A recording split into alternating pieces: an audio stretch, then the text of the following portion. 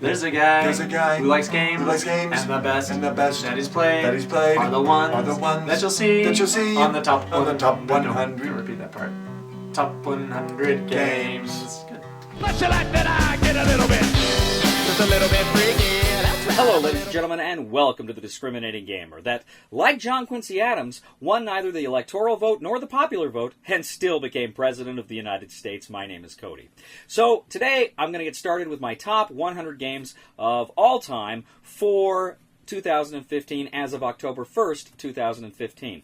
Now, I've got to tell you right now, I'm kind of been busy lately and had some stuff going on in my life, so I don't know how consistent I am going to be getting these out, but I'm determined to get my top 10 list done, or top 100 list done for this year. You may have noticed I'm not on Board Game Breakfast a lot because of some of these time issues, but I'm really going to try my darndest to get these videos out to you. Now, first of all, a note on my methodology. So what I did was I took all the games that were on my list last year. I kind of wrote them on pieces of paper. I wrote on pieces of paper any game I played in the last year that I thought may be a contender and mixed them up. And then I pulled them out one at a time and I looked on my computer and I was asking myself, what do I think is more fun? What is the most fun game here to play? And that kind of colored what I was doing. So I'm really just trying to pick the most fun games I have, the games I enjoy playing the most. So before I jump into my top 100 list, and of course we're going to be starting with 191, I actually want to give you the runners-up. And I'm just going to breeze through these really quick. This is 110 to 101. So just really quickly, Penny Press, which was new this year to the list, a fun kind of newspaper-themed game. Flashpoint, which was 101 last year, which is kind of a fun fire rescue game. Downfall of Pompeii, which was 109 last year, moved up slightly.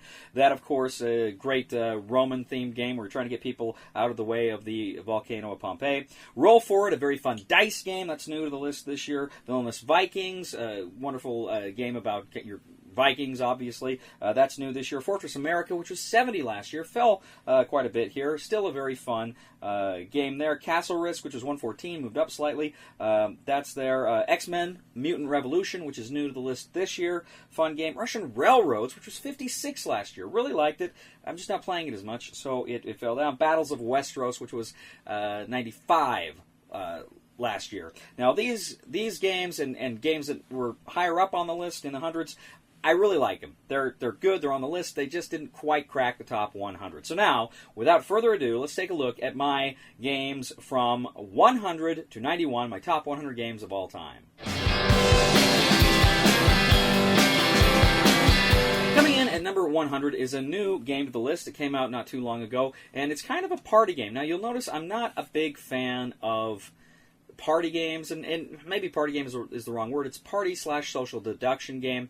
But I really got a kick out of this one, and this is Spyfall. This is released here in the United States by Cryptozoic. It's a great game about everybody has cards. They know what location they're in, except one person who is the spy. And just through asking questions, you kind of all have to deduce who is the spy, and the spy is trying to deduce what location he is at. Tremendously fun game, a lot of laughs, and I really enjoy it. That is my number 100, Spyfall.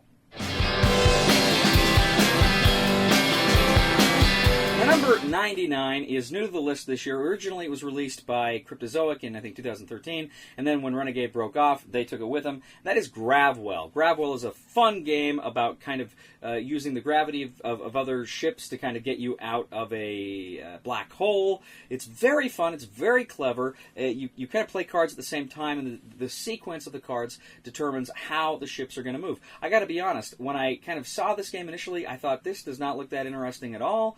And I played it, and it blew me away. It's a very fun game. A great, unexpected gem, in my opinion. That is Gravwell, my number 99.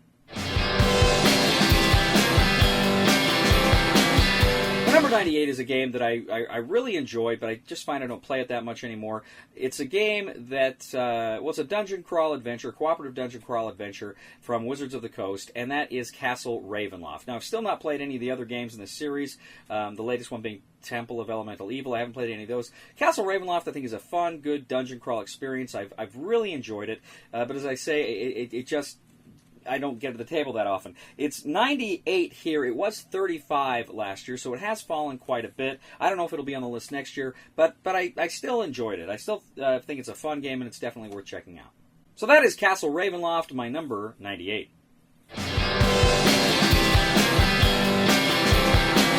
My number 97 is a game that is a brand new game. Just came out, I think, literally about a month or so ago. And it was a game, speaking of hidden gems, I was unboxing it. I didn't think it looked that great. The theme didn't appeal to me. And then I played it and it blew me away. This is Isle of Skye from Mayfair Games. Isle of Skye is this great game where you're in Scotland and you're kind of bidding on tiles. It's kind of like Carcassonne because you get these tiles, you put them together, you build up a kind of a tile land, tile country, or whatever you will, and it's just really fun. The way you're scoring stuff is interesting because the scoring always changes from game to game. You never know how it's going to be scored exactly, and it's just really, really, really fun and interesting. That is Isle of Skye, my number 97. Again, that's from Mayfair Games. Number 96, again, this is a game that was a lot of fun when I first played it. Hardly ever play it at all these days.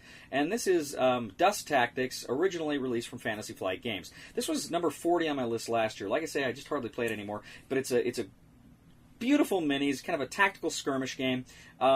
It's set in kind of a place where World War II didn't quite end. It kind of went on, and by the late 40s, early 50s, they're still fighting, but they've got like these tank walkers that are kind of based in Nazi Germany or the United States or various other factions. It's a very interesting game. It's got some cool mechanics.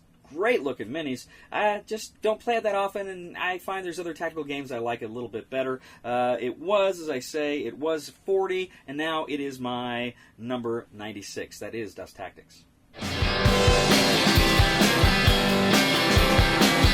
My number 95 is kind of right there with Dust Tactics. It's a very similar themed game. This is Tannhauser. Tannhauser is also from Fantasy Flight Games, and Tannhauser last year was 102. So I moved it up slightly on the list here.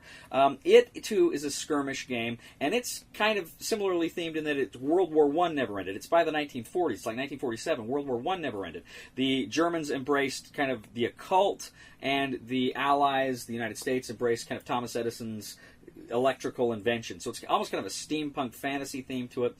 But it's very fun. It's kind of dark, but what's really cool about this game is what is known as the Pathfinder system, meaning you never have questions about line of sight because you move your characters on these little circles, and the colors of the circles determine where they have line of sight on other circles. So if your color matches where someone else is standing, you know you've got line of sight. Very easy to determine line of sight in the game, and it's just a fun game to play. I know Sam Healy at the Dice Tower absolutely loves this game, and with good reason. Tannhauser is fun. Again, there are skirmish games I like a lot better than it, but I think it's a very fun game. So again, that is Tannhauser, my number 95.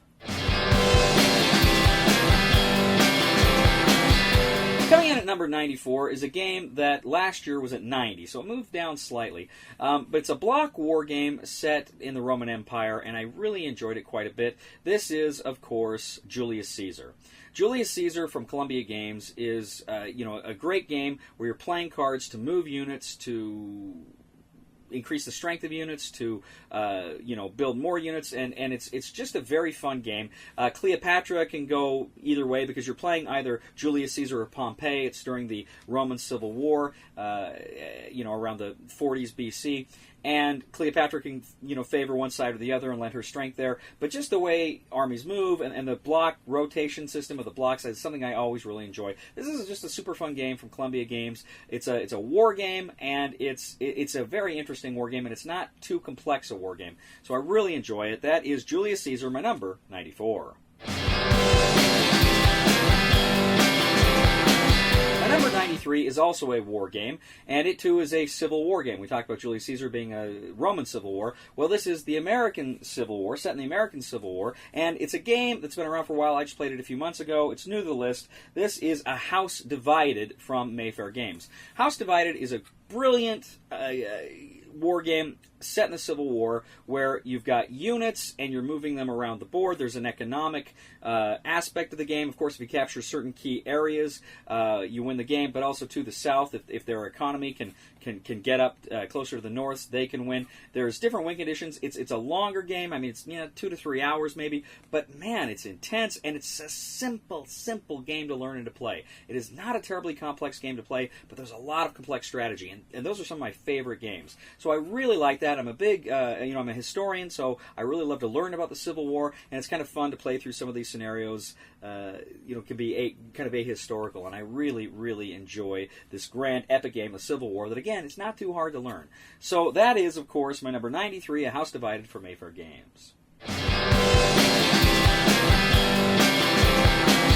My number 92 is from Fantasy Flight Games once again, and this is kind of, again, piggybacking some of these early games I mentioned. I mentioned just a few minutes ago, Dust Tactics. Now I'm just going to mention Dust. Dust is just a board game. It's not a tactical skirmish game. Dust is a game that's kind of more like Risk. It's a game where you're moving armies around a board of the world. You're setting up armies and factories, but you're also playing cards, and it's just got this fun, interesting sci-fi theme. Again, this idea that the World War II powers got some like advanced alien technology, so they got walkers and mechs and stuff. Very fun, very interesting. It's like Risk with a little dash of sci-fi and some adventure there. And I really, really enjoyed Dust. It's a fun game. Haven't played it in a while, but I really enjoyed it. It did slip from 74 down to 92, but I really enjoyed it quite a bit. That is Dust from Fantasy Flight Games. And I believe it's out of print.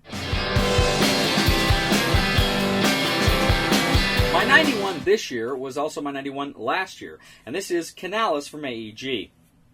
Now, essentially, how Canalis works is you're placing these like Tetris-like shapes all over the canal, the harbor of the city-state of Tempest. This is part of the Tempest series of games, and you are trying to be able to get your goods, your raw materials, and your workers in a position where they are connected to the open sea so that they can sell their goods. And that's how you're doing scoring. You score a variety of factors here. There's all sorts of ways you can hem in and block your enemies, your opponents in the game. And it's just a lot of fun. You got the whole Tetris thing going on, but also, too, you got all these quick and clever surprises that are in all of the Tempest games. So I really enjoy it. That is Canalis, my number 91. Well, thank you once again for watching us today on The Discriminating Gamer. I appreciate you tuning in, and I'm going to try to get these out with some consistency, but as I say, I don't know how consistent I'll be at the time with getting some of these videos online from the rest of my top 10. But please, as always, like us on Facebook, subscribe to us on YouTube. We are The Discriminating Gamer, and I'll tell you right now, the only good futuristic mech Nazi tank is a dead futuristic mech Nazi tank. They're just bad. Please somebody help me on my feet again. And these games... Start repeating again. Start repeating again. And these games... Oh, I was looking at something. That's fine, just repeat. And these games that you'll play are the best. So he says, to be viewed on YouTube are the top 20. Repeat that part. Sorry. Top 100 games. There's a guy who likes games, and the best that he's played are the ones that just say to be viewed on YouTube, and the games that he plays are the best that he says on the top 100 games. I thought it was around. It's supposed to be.